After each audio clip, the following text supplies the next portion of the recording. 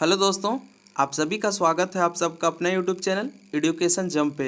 आज 16 जुलाई है और 16 जुलाई से रिलेटेड जो भी करंट अफेयर का इम्पोर्टेंट क्वेश्चन बने हैं हमने सारे क्वेश्चन को इस वीडियो में शामिल कर लिया है। और इस क्वेश्चन से रिलेटेड जो भी एक्स्ट्रा फैक्ट बनेंगे मैं साथ में उसको भी कवर करूँगा। आप अगर हमारे चैनल पर नए हैं तो वीडियो के अंत तक बने रहिएगा, क्योंकि हमने वही सब क्वेश्चन को सिलेक्ट किया है जो आने वाले सभी कॉम्पिटिटिव एग्ज़ाम के लिए इम्पोर्टेंट होंगे। अगर आपको इसका चाहिए पीडीएफ तो आपको जुड़ना होगा हमारे टेलीग्राम चैनल से। टेलीग्राम चैनल से जुड़ने के लिए आप जाइए, इस वीडियो के डिस्क्रिप्शन में लिंक है, उसके थ्रू डायरेक्ट हमारे टेलीग्राम चैनल से जुड़ सकते हैं। तो चलिए दोस्तों शुरू करते हैं आज का करंट अफेयर। आज का पहला क्वेश्चन है कि टोक्यो ओलंपिक चीयर सॉन्ग हिंदुस्तानी वे किसके द्वारा लॉन्च किया गया है? तो ये किया गया है लॉन्च AR रहमान के द्वारा। गायिका अनन्या बिरला ने संगीत उस्ताद AR रहमान के साथ मिलकर टोक्यो ओलंपिक के लिए तैयार भारतीय खिलाड़ी के लिए एक चीयर सॉन्ग लॉन्च किया है, हिंदुस्तानी वे। हिंदुस्तानी वे शीर्षक से गीत अनन्या द्वारा गाया गया है और इस गाना को जो तैयार किया है वो तैयार किया है AR रहमान ने। और इस गाना को बुधवार को लॉन्च किया और लॉन्च किया है खेल मंत्री जो बने हैं, अभी जो मंत्रिमंडल में चेंज हुए थे खेल मंत्री अब बन गए अनुराग ठाकुर, उसने लॉन्च किया और देशवासियों से अनुरोध किया कि इस सॉन्ग को आप लोग भी सुनिए और अपने रिलेटिव फ्रेंड को भी शेयर कीजिए। और हमारे भारत से जो भी एथलीट्स टोक्यो ओलंपिक के लिए जा रहे हैं उनको सपोर्ट कीजिए। तो आप इसको याद रखिएगा।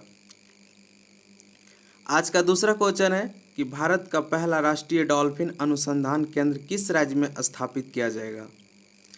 तो आप याद रखिएगा, क्योंकि अगर कोई भी पहला और अंतिम इस तरह के क्वेश्चन जो बनते हैं ना, वो आने वाले एग्ज़ाम के लिए इम्पोर्टेंट होते हैं और ये सब क्वेश्चन को पूछे भी जाते हैं। तो याद रखिएगा, जो भारत का पहला राष्ट्रीय डॉल्फिन अनुसंधान केंद्र किस राज्य में स्थापित हुआ, तो आप याद रखिएगा ये हुआ है बिहार।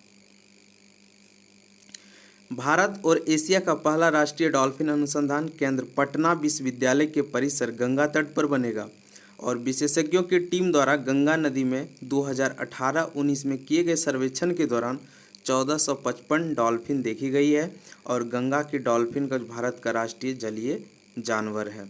आप इसको भी याद रखिएगा। आज का तीसरा क्वेश्चन है कि केंद्र सरकार के कर्मचारियों के महंगाई भत्ते और पेंशन भोगियों के लिए महंगाई राहत को बढ़ाकर कितने प्रतिशत करने के लिए मंजूरी दे दी है? तो ये दे दी है 28%। 17% प्लस 11% बढ़ा करके अब हो गया 28%। प्रधानमंत्री नरेंद्र मोदी की अध्यक्षता में केंद्रीय मंत्रिमंडल ने केंद्र कर्मचारियों के महंगाई भत्ते और पेंशन भोगियों के लिए महंगाई राहत बढ़ाकर 28% तक करने की मंजूरी दे दी है। बढ़ी हुई DA और DR दरें 1 जुलाई 2021 से प्रभावी होंगी। आप इसको याद रखिएगा, आने वाले एग्जाम के लिए इम्पोर्टेंट है। आज का चौथा क्वेश्चन है कि हाल ही में विश्व युवा कौशल दिवस कब मनाया गया है? तो ये मनाया गया है 15 जुलाई को। संयुक्त राष्ट्र हर साल 15 जुलाई को विश्व युवा कौशल दिवस विश्व स्तर पर मनाता है। यह दिन युवा लोगों को तकनीकी और व्यावसायिक शिक्षा और प्रशिक्षण संस्थानों तथा सार्वजनिक और निजी क्षेत्र के हितधारकों के लिए अवसर के रूप में मनाया जाता है। आज का फिफ्थ क्वेश्चन है कि हाल ही में भारत का सबसे बड़ा public electric vehicle charging station कहाँ पर स्थापित किया गया है? तो ये किया गया है महाराष्ट्र में। आज का सिक्स्थ क्वेश्चन है कि हाल ही में राज्यसभा में सदन का नेता किसे नियुक्त किया गया है? तो ये बने हैं पीयूष गोयल।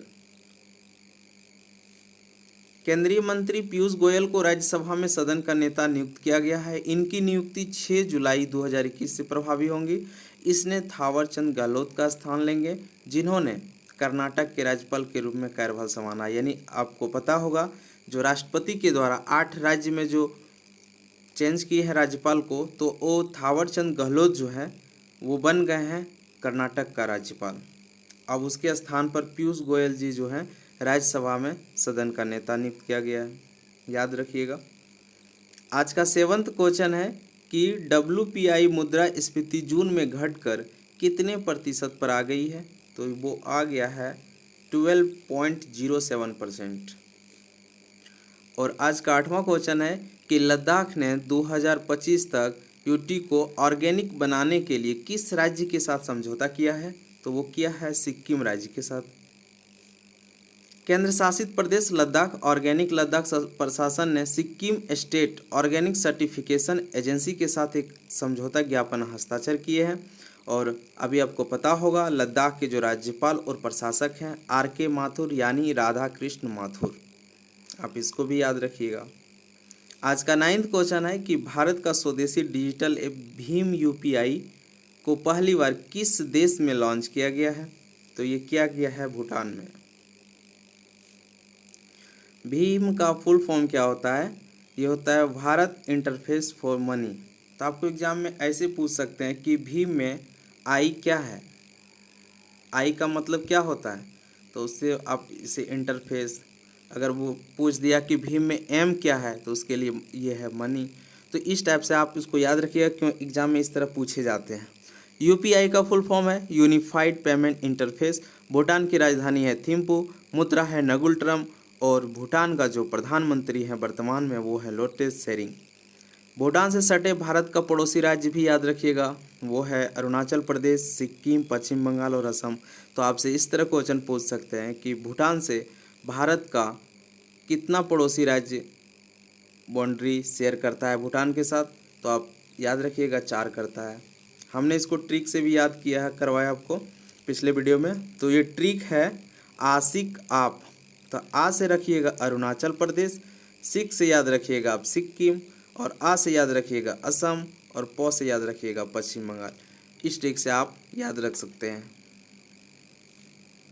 और आज का अंतिम क्वेश्चन है कि भारतीय नौसेना में 10वां पनडुब्बी रोधी युद्धक विमान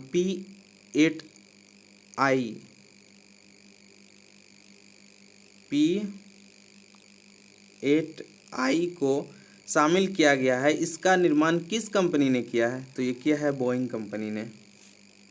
भारतीय नौसेना का जो हेडक्वार्टर है नई दिल्ली है। और आपको स्थापना पूछा जाता है एग्जाम में, तो इसको डेट के साथ आप याद रखिएगा।